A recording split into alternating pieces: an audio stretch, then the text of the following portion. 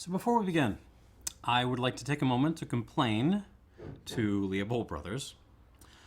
You see, they had this particular bottling advertised on their website store, for a long time, like over a month before they actually put it out. It was there in the store, and I wanted to buy it because I'm really interested in what this is. And I couldn't buy it, but they kept saying it'll be available on June 1st. So I wait until June 1st, just, reloading the page to see if they, over and over and over again. And then that day finally arrives, I check in the morning, and it's all sold out. It's all sold out, and I cried. And then a very kind soul awared me that it was still available at some other retailers, and I think it's still out there to this day. So I was finally able to get a bottle, but still, I feel like Leopold just they played with my heart for over a month, only to disappoint me at the last minute, and that's really annoying. So yeah, that happened. But I have a bottle. It's sold out faster than like gymnastics classes at the Chicago Park District program. Anyways, we're gonna taste this out. What is this? It's a bourbon. It's an 8-year-old bourbon, finished in Three Chamber Rye Barrels. We'll talk about that in a second. Cask strength, 55.6%. I think this is a single barrel. It says Distiller's Barrel Select. I guess that means single barrel. I'm not really sure. But it doesn't really matter. Let's taste this and see what we got. On the nose. Ooh.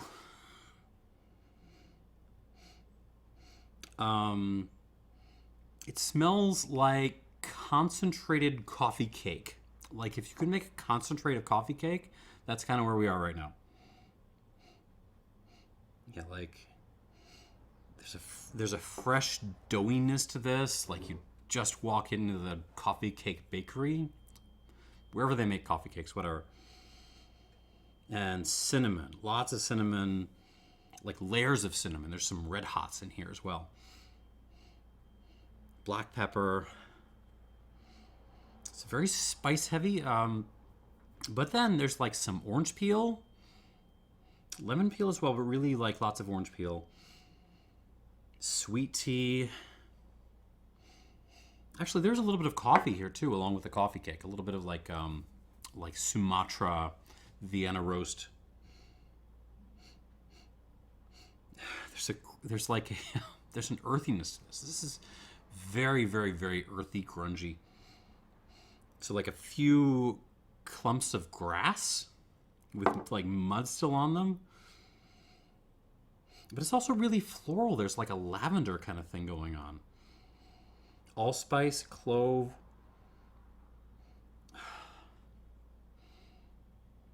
More earthiness. This time it's more like a bunch of aged natural leaf cigars, like aged Nicaraguans, something like that. But it's a complex and interesting nose. It's every time I stick my nose in this glass, I feel like it's shifting a little bit on me. It's throwing me something a little bit new. Like right now, I'm actually just getting straight up elote. I'm getting like toasted street corn. That may be like a Snickers bar that's been like covered in dirt. Yeah, fun. Okay. Even a little bit of honey on this. A little bit of like a dried lychee thing. It smells a little bit like a dessert Gewürztraminer. If you've ever had like some of the what are they called? The late harvest Gewürztraminers from Alsace. There's a little bit of that here on the palate.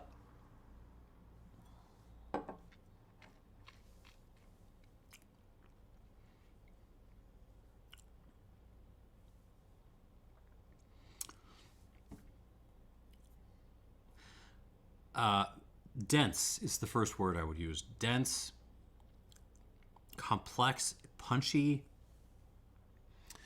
It's a fighter. There's some fight in this, but it's also weirdly delicious. which is kind of a Leopold Brothers thing. That's kind of their thing. They're very weird and intense spirits, but they're also just like compulsively drinkable.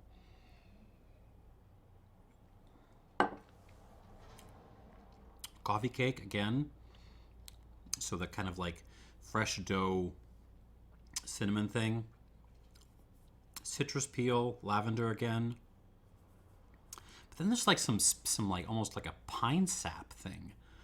Like a really intense green note. Clove, wet grass, sweet tea. But it's almost like a sweet tea where you blend a little bit of pu'er in. It's like a little bit of an earthy tea. Whole boxes of cigars on this thing. Elote again. Honey, forest honey maybe.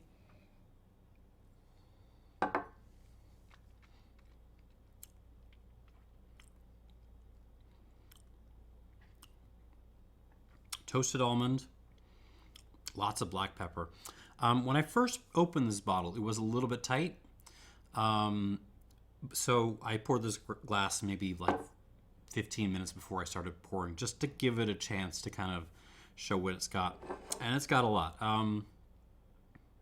Very peppery. And just has a terrific development on the palate.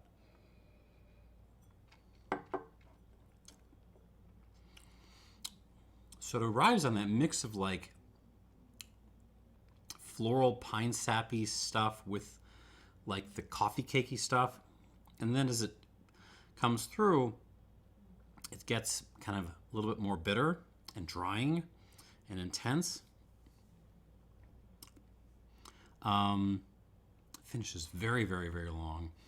Good mouth presence. Good mouth length. I mean, it's just a hell of a whiskey.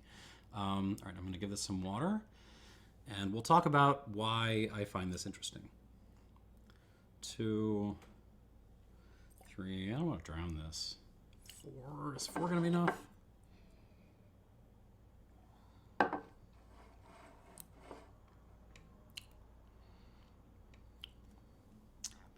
Give it a hair more, and then I'm going to stop myself.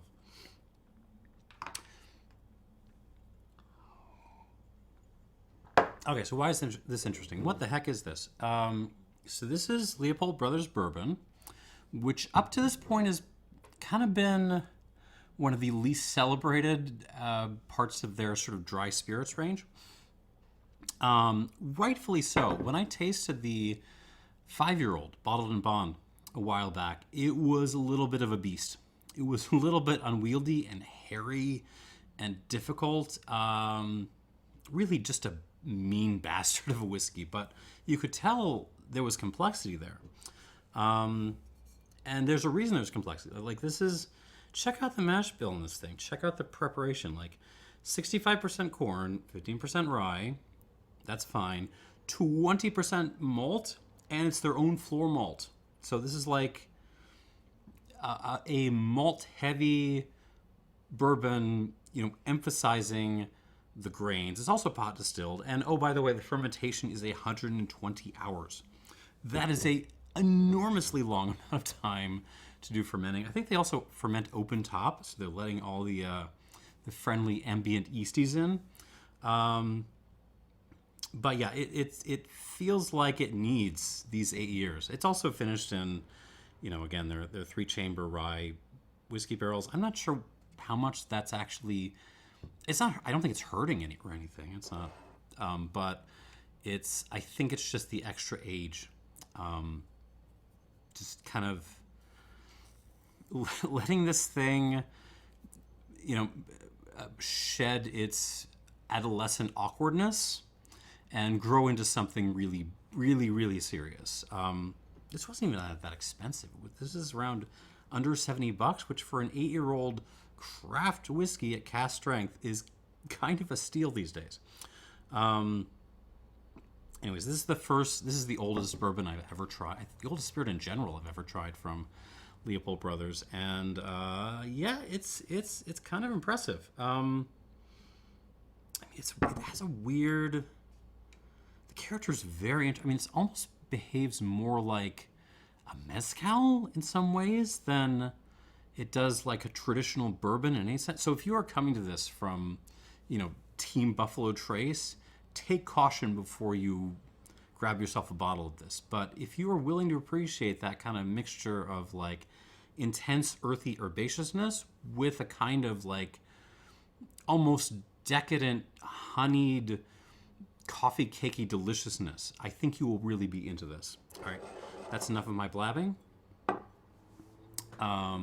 Let's try this again. On the nose, now with water. Yeah, it smells like you just took some elote and you kind of covered it in honey.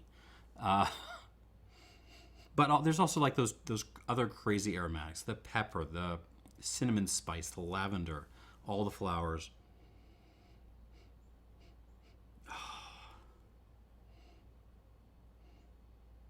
It feels, yeah.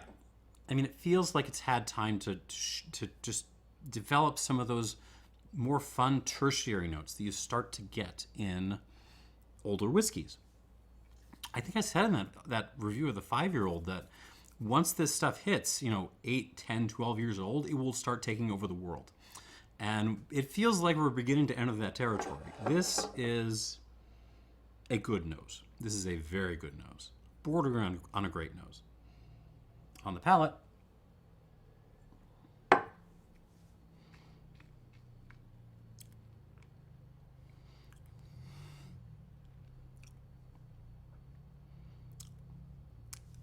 it's floral. There's like a caraway seed bread kind of thing, and just oodles of honey.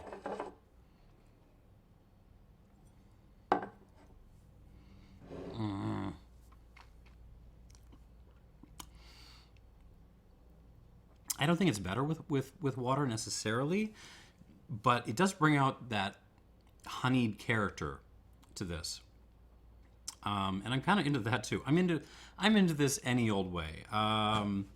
This is really good. I'm gonna give this 89 points, which is a darn high score for a reasonably priced bourbon. So yeah, you see a bottle of this, I would snatch it right up, assuming you know what you're getting into. Yeah, so this is kind of what I was hoping it would be, honestly. Starting from that slightly brutal 5-year-old, the Bottled and Bond, it feels like we've hit pay dirt. Good job, guys. Just please don't tease me on the website store next time. Thanks for watching. And one more thing. Sort of tack this on at the end. On the Patreon site, which I am horribly negligent towards. My patrons are absolute saints. They are unbelievably patient with me. I've been trying to put together a Discord server for, I don't know, over a month now, and it's just been a nightmare. But I did want to do a Q&A. So, as this video goes up, I'm going to do a post on the Patreon site and ask people, give me some questions. And the Patreons can then post their questions. And I will give them a week or so and then close out the list and then answer the questions. Because that seems fun, and I owe you guys something. Thanks so much for your support, and thank you at home for watching. Have a great day, and cheers.